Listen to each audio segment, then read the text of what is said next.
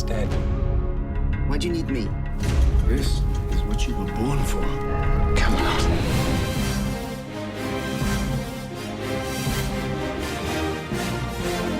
G'day everyone, I'm Luke Tipple and you're watching AT&T Uverse Buzz, where we take you behind the scenes of some of your favourite TV shows, as well as preview some of the great features and programming available through AT&T Uverse. Today on Buzz, we're going international. We've come to Dublin, Ireland to tell you the medieval tale of King Arthur and the Knights of the Round Table. To do that, we're taking you behind the scenes of Starz' Camelot, the new multi-million-dollar series which takes a reimagined look at King Arthur, Merlin, and the most famous court and castle of all time, Camelot. The series is shooting here in Ireland and we have all things covered for you.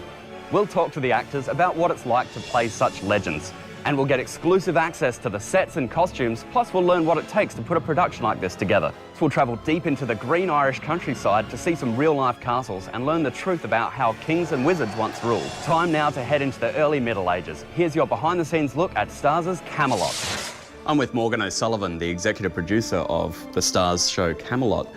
Morgan, can you tell me about what it's been like to film such an extravagant series?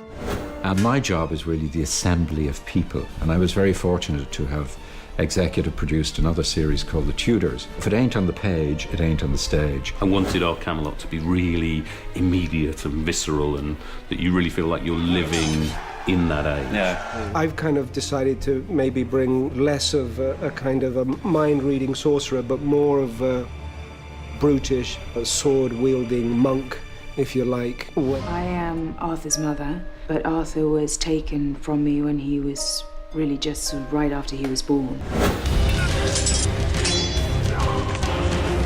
Can you tell me about the fighting, the swords, hardware, the props, the hardware? Yeah, there's a huge store, and you just go through and you can see, you know, whenever. It's all real, right? Yeah, it's all real and it's all credible, and there are big fights going on.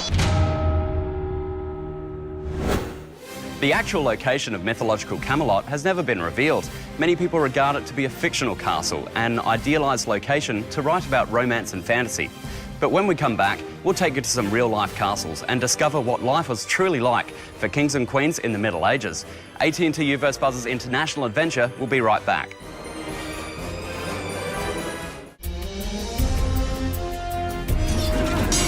Okay, so we've heard from the actors, but right now I'm going to give you the background on the Camelot legend. The King Arthur story is comprised mainly of folklore, and his stories have grown over the years. Scholars have long debated fact from fiction, but here's what we do know. References to King Arthur date back to the 9th century, and all of his stories involve battles of heroism, romance and magic. During the Dark Ages of the 5th and 6th century, castles appeared all over Europe, including Britain, Scotland and Ireland. But it wasn't until centuries later that the legend of Camelot emerged. It was here that the ageless story grew, from Merlin the wizard mentoring a young Arthur to the sword stuck in the stone. Over the centuries, many interpretations have been told, and now this new series Camelot is next in line. The Starz original begins with King Arthur's birth and hopes to tell the truth that lies behind the myths. The series' goal is to chronicle the actual events that could have contributed to all of these legends.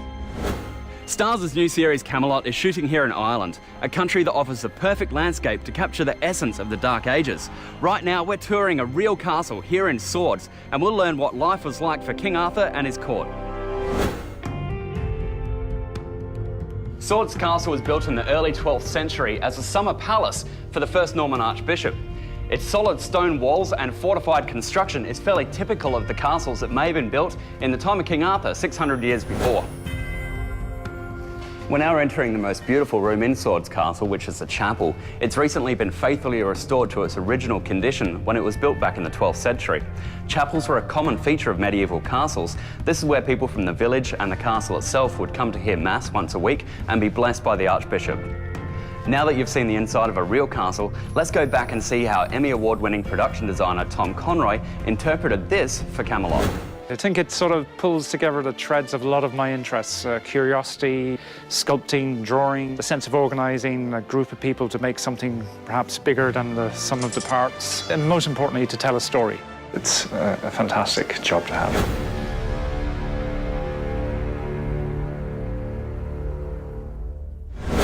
Don't go anywhere. We'll be right back with more of behind the scenes of Starz' Camelot.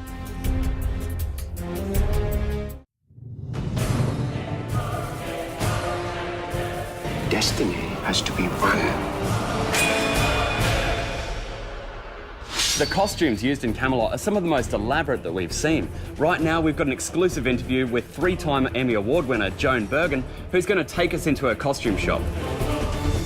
I think we all worked astonishingly hard to create something that was fresh and different. It's very difficult to do that nowadays.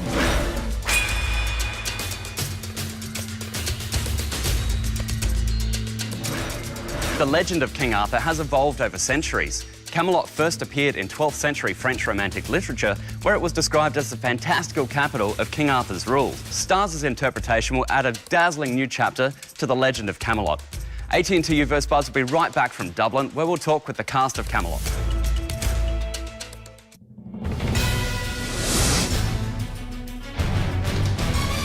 Take your justice! I am the legitimate heir to the throne. Welcome back to AT&T Uverse Buzz. I'm Luke Tipple. We're behind the scenes of Stars' epic new series Camelot, and right now we'll show you some of the key pieces of set that you'll see throughout the series. I could introduce you first and foremost to my friend Excalibur. This is King Arthur's sword. Arthur!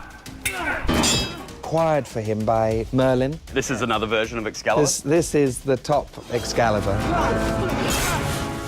I was brought in to give Camelot a signature, to invent a new look. So it's kind of set roughly 650 AD, 150 years or so after the Romans left Britain. The dragon, Pendragon, which becomes Arthur's The true symbol of Camelot.